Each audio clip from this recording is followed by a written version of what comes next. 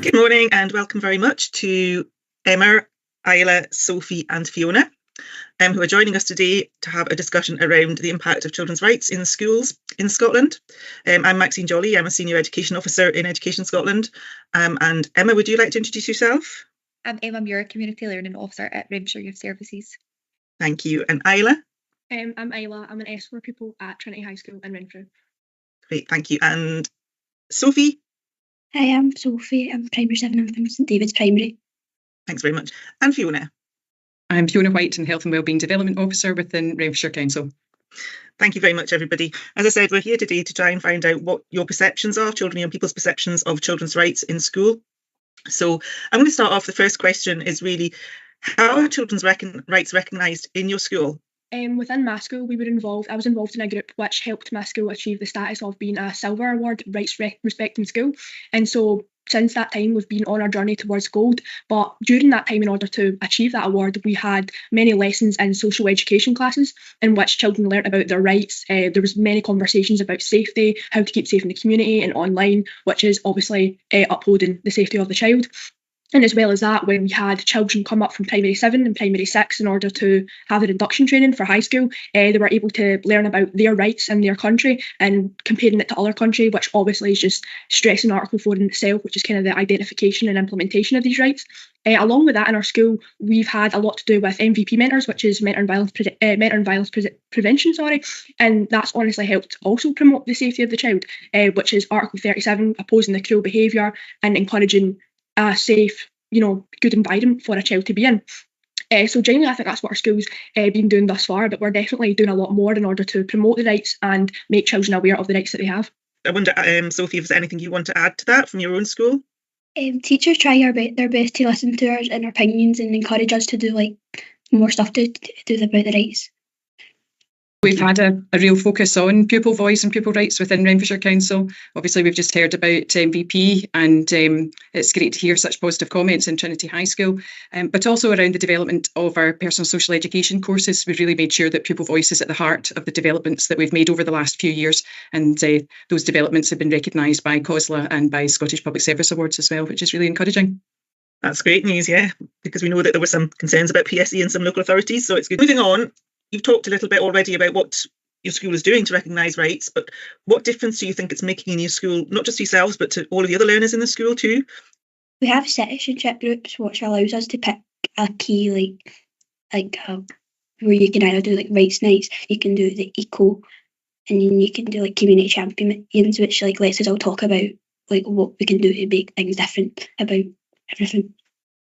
And we also have house groups that gives us a sense of teamwork to do everything. And then if we do that, then we can all go on a school trip. Okay, so that's everybody can then be involved in that. So from my personal perspective and my school's perspective, we've definitely, the award that we've got is definitely showcasing, our school status of that award. And so I think young people have been empowered into a lot of leadership roles, such as class representative or a house captain or sports leader. They know that their voices are valued. And they can also be in a position in which they are trying to channel or propel some sort of change. So I do think that everybody in my school genuinely does have a real understanding of their voice being valued, and that action goes hand in hand with words.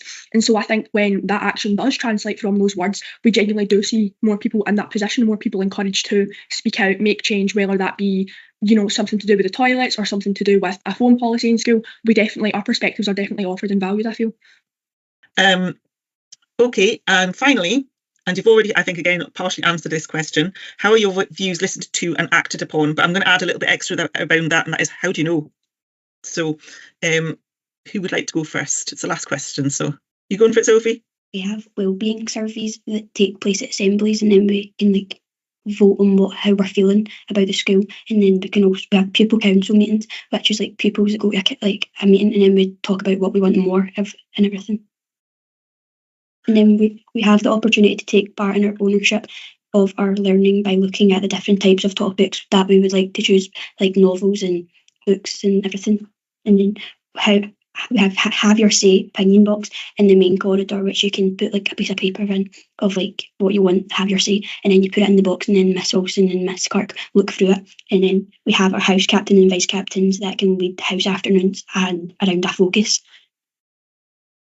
So that's really good. Then you've got sort of really strong systems in place to make sure that your views are listened to.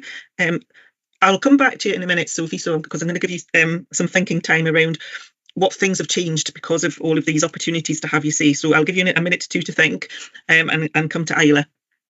Yeah, so I think firstly, like, our views are listened to upon just having a space in which we can express them. So if we've got people like a leadership team or, you know, stuff that I do with the Scottish Youth Parliament, I think just those type of people being identified as someone you can come to and someone who's going to take action on your problems is probably the first step in being able to get change, being able to make change in these schools. So I think in the way that we also see change is just in those conversations with the class representatives, with the pupil council or house captains, whichever it may be, kind of like I touched on earlier, for example, the phone policy. But most of the new kind of ideas or initiatives that were introduced into my school, where they do specifically say, like the head teacher will specifically say that it was led in collaboration with like a focus group or a voice of pupil, a pupil voice group.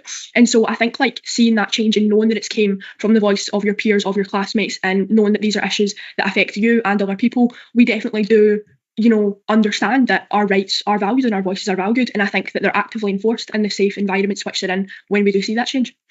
I would say more with like my project, Young Uniquely Safe, what I do is I'll have a survey or a questionnaire on what young people want to learn about or what maybe they're concerned about within that group that they're attending, and then I'll go out and run workshops on that kind of like topic or whatever. So for example, we've got a safe space group which is for LGBT young people that were experiencing quite a lot of kind of like hate crimes on the buses and different questions around different things. So what I'll do is get some information and implement that into one of their sessions. So that's us like kind of listening to what their needs are and going out and fulfilling that for them.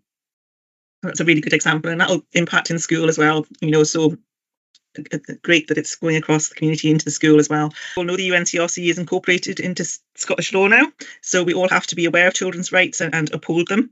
And you've given some fantastic examples today of what's happening in your schools and communities and how they are promoting the rights of children and the awareness of rights of children.